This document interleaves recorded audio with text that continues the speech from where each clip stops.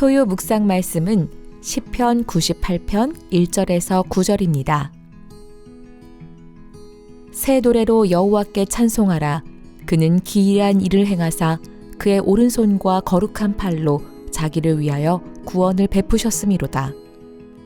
여호와께서 그의 구원을 알게 하시며 그의 공의를 문 나라의 목전에서 명백히 나타내셨도다. 그가 이스라엘의 집에 베푸신 인자와 성실을 기억하셨으므로 땅끝까지 이르는 모든 것이 우리 하나님의 구원을 보았도다.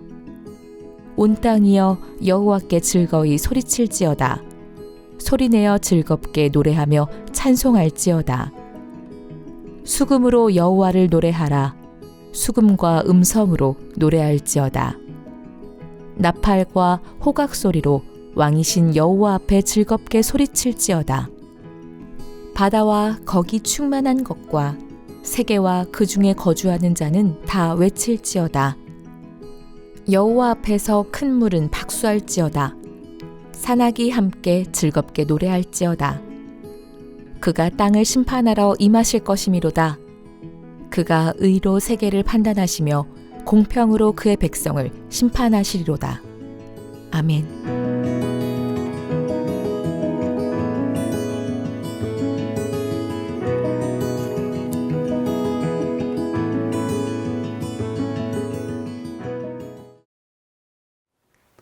안녕하세요. 반갑습니다. 오늘은 12월 30일 토요일 새벽 예배로 함께 예배하면 좋겠습니다. 저는 새 노래로 찬양합시다 라는 제목으로 설교하는 삼일교회 우성현 목사입니다.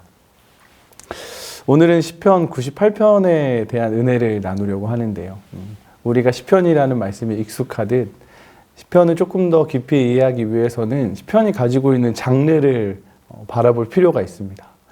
보통 많은 교수님들이 시편은 5가지의 장르가 있다고 말합니다. 먼저는 찬양시가 있고요.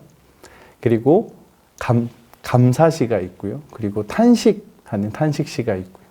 그리고 오늘 본문이 속해 있는 왕권에 대한 찬양을 노래하는 제왕시가 있고요. 그리고 마지막에는 지혜시라는 이렇게 5가지 장르가 있습니다. 방금 설명드린 것처럼 이 제왕시라고 하는 이 장르 속에 속해 있는 시편 98편은 하나님을 향한 구원의 노래로 시작하게 됩니다.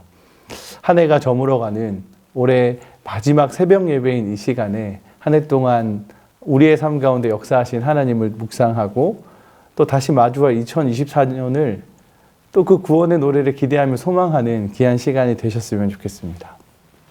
오늘 본문의 1절 말씀을 제가 읽어드리겠습니다. 시편 98편 1절입니다. 새 노래로 여호와께 찬송하라. 그는 기이한 일을 행하사 그의 오른손과 거룩한 팔로 자기를 위하여 구원을 베푸셨음이로다. 시인은 말합니다. 새 노래로 여호와께 찬송하라. 그는 기이한 일을 행하사 기적을 행하시고 그의 손으로 자기를 위하여 구원을 베푸는 분이시라고 말합니다. 시편 98편 1절부터 3절이 오늘 시의 가장 중요한 핵심인데요. 이 3절 중에 한 절도 빠짐없이 이 시인은 여호와의 구원을 노래하고 있습니다. 그럼 도대체 이 구원은 어떤 의미일까요? 우리는 시편을 자주 읽고 익숙합니다. 시편에는 항상 등장하는 2가지 패러다임이 있다고 저는 생각하거든요. 하나는 원수들이고요. 하나는 그 시인의 고뇌와 슬픔을 담은 감정이 들어있다고 생각합니다. 그런데 오늘 시편 98편을 읽어보신 분은 아시겠지만 이 시에는 이 98편 말씀에는 놀랍게도 원수들이 등장하지 않습니다. 아니, 원수가 사라졌습니다. 이 시에는 오직 하나님과 구원과 세상밖에 없음을 말하고 있습니다. 그래서 시인은 말합니다. 새 노래로 여호와께 찬송하라. 그럼 이 새 노래는 무엇일까요? 제가 오늘 제목을 새 노래로 노래합시다 라고 지었거든요. 이 새 노래는 새로이 노래하는 새로운 찬양을 의미하지 않습니다. 저에게 주신 이 하나님의 말씀은 이 새 노래의 의미는요, 새로운 노래를 지어 찬양하자가 아니라 여호와께서 새 일을 행하셨습니다. 그를 찬양합시다 라는 의미를 담고 있습니다. 여호와께서 구원하셨습니다. 이스라엘에게 하나님의 성실과 열심으로 보이시는 구원의 은혜를 베푸셨음을 시편 98편 1절과 3절은 말하고 있습니다. 이 구원의 노래는 참 소망을 담고 있습니다. 지금 시인의 삶이 나아져서 지금 원수들이 없어져서 내가 평안한 삶을 살고 있어서 노래하는 것이 결코 아닙니다. 이 시에는 그런 표현이 조금도 없습니다. 출애굽이라고 하는 하나의 사건 속에 구원은 노래합시다라는 의미도 아닙니다. 월터 브루그만이라고 하는 아주 대단한 학자가 이런 말을 하더라고요. 시편 98편은 이스라엘의 역사라는 큰 맥락 속에 해석되어져야 하며 넓은 구원의 시야에서 바라보아야 한다라고 주석에서 말합니다. 즉, 이 시편을 이 구원의 측면을 좀 넓게 바라보면 결국 시편 전반적으로 흐르는 다윗 언약이라고 하는 아주 중요한 포인트를 지나칠 수가 없습니다. 다윗 언약을 묵상하며 왕이신 구원의 하나님을 노래하고 있는 것이 시편 98편인 것입니다. 이를 쉽게 설명드리면요, 출애굽에 대한 감사와 이것에 그치지 않고 오랜 바벨론 포로기 속에 그것의 종결을 내다보는 노래이고요. 그리고 다시 오실 메시아를 소망하는 구원의 노래인 것입니다. 시인은 이 놀라운 구원을 바라보고 있습니다. 그것의 근거가 어디 있습니까? 시편 98편 3절 말씀입니다.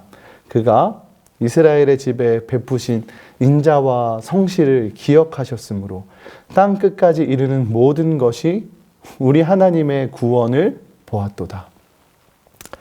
참 제가 좋아하는 말씀인데요. 이 시인이 이렇게 노래합니다.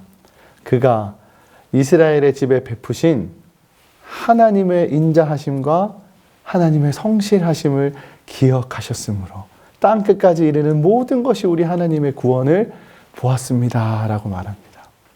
즉 우리의 구원은요, 주의 인자하심과 하나님의 성실하심 안에 이루어지는 은혜임을 이 시인은 지금 노래하고 있는 것입니다. 그리고 4절 이하의 말씀을 통해서 이 놀라운 이 선물과 같은 구원 앞에 우리가 어떻게 잠잠할 수 있겠습니까?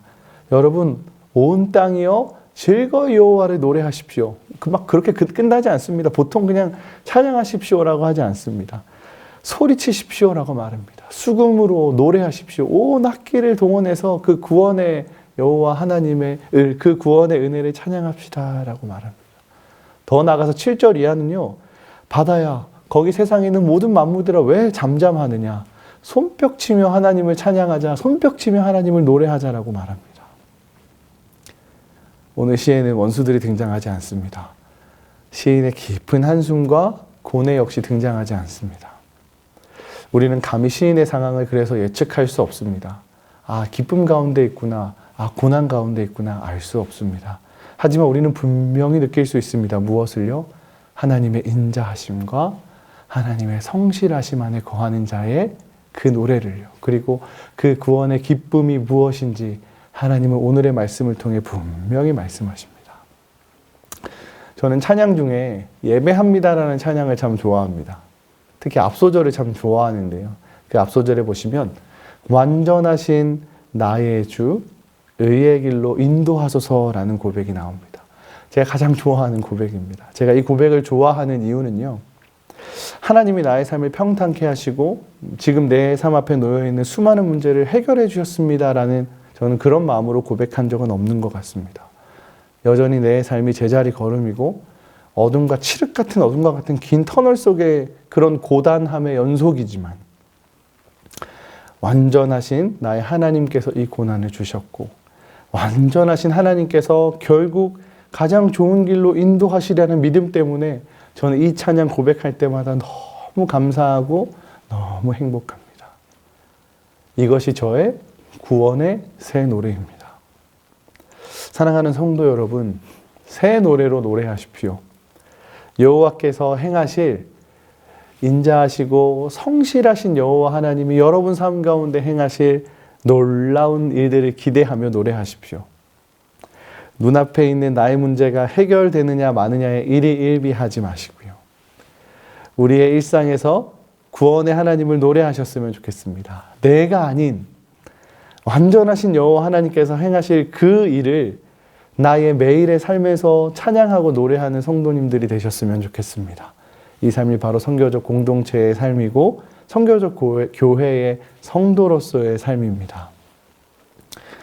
제가 근래 다시 읽었던 책 중에 하나가 이런 책이 있습니다. 이재철 목사님의 목사, 그리고 목사직이라는 책이 있거든요. 거기에 참 좋은 구절이 있어서 제가 한번 소개해 드리겠습니다. 목사로 주님의 부르심을 받기 전 나는 허랑방탕하게 살던 쓸모없는 인간이었다. 하지만 주님께서 핀셋으로 나를 집어내시고 일평생 목사로 살게 하셨다. 그래서 나는 나를 집어내어 목사로 세우신 주님의 사랑에 대한 채무감을 잊어본 적이 없다. 저의 삶은 저의 열심으로 대단한 것을 이룰 수 있다고 수많은 착각 속에 살았던 사람 중에 한 명입니다. 그런데 정말 되는 일이 하나 없더라고요. 저는 신학을 참 늦게 시작했거든요. 수많은 절망 속에 알았습니다. 아, 나는 아무것도 아닌 사람이구나. 그런데 그때 자격 없는 저를 하나님께서 핀셋으로 집어내셔서 오늘 이 자리까지 세워주시더라고요. 그때 고백했습니다. 하나님, 저는 하나님의 작은 볼펜 한 자루가 되고 싶습니다. 하나님이 그려가시는 대로, 하나님이 잠시 멈추시는 대로 그렇게 하루하루를 살고 싶습니다. 지금 우리 삶의 단면을 보면 저나 사랑하는 성도님들의 삶은 참 불공평한 하나님의 임재 속에 있는 것처럼 느껴집니다.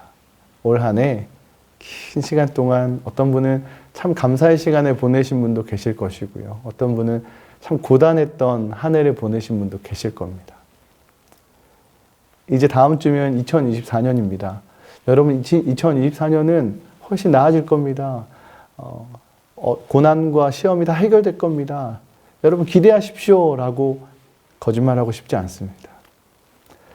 죄송한 말씀이지만 어쩌면 내년이 더 고단한 삶이 될지도 모르겠습니다. 그런데 여러분 꼭 기억하셨으면 좋겠습니다. 하나님의 인자하심과 하나님의 성실하심이, 그 임마누엘의 하나님이, 임마누엘의 예수 그리스도가 오늘도 내일도 우리 삶의 모든 호흡 속에 함께 하심을 잊지 않으셨으면 좋겠습니다. 하나님은 단 한순간도 침묵하신 적이 없습니다. 우리를 외면한 적이 없습니다. 부디 오늘 이 말씀에 하나님의 성실하심을 신뢰하십시오. 그리고 그분이 볼펜 자루를 잡으시고 그려가시는 대로 묵묵히 걸어가셨으면 좋겠습니다. 내 삶이 조금도 나아지지 않더라도 여전히 새 노래로 노래하십시오. 그 구원의 노래가 오늘도 2024년도 우리를 살게 할 것입니다. 올해 고단하셨을 텐데 수고 많으셨습니다. 사랑하고 축복합니다. 우리 함께 오늘 주신 말씀을 놓고 잠시 두 가지 놓고 기도하면 좋겠습니다. 먼저는 한 해 하나님께서 나에게 베풀어 주신 그 하나님의 은혜를 묵상하며 감사하는 마음으로 기도하면 좋겠습니다. 두 번째는 다음 주면 2024년입니다. 새해를 맞이하는, 또 새해를 기대하는 자들입니다. 하나님, 새해에는 오늘 이 시편의 말씀처럼 여전히 우리를 구원하시는 그 성실하신 하나님을 신뢰하게 하여 주십시오. 우리 가정이 새 노래로 노래하는 가정 되게 하여 주십시오. 라는 그 소망을 담은 기도로 이 시간을 마치면 좋겠습니다. 함께 두 가지 제목 놓고 기도하며 하루를 시작하겠습니다. 기도하겠습니다. 참 좋으신 주님 감사합니다. 올 한 해 동안 참 연약하고 하나님 앞에 부족한 삶을 살아낸 우리를 붙들어 주시고 이 자리까지 하나님의 은혜로 세우시며 오늘도